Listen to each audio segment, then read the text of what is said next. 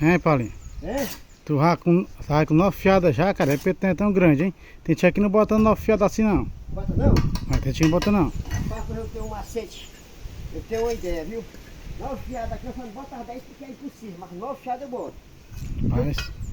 Pô, não Se eu precisa... botar assim 2 metros de altura, não precisava de andar não.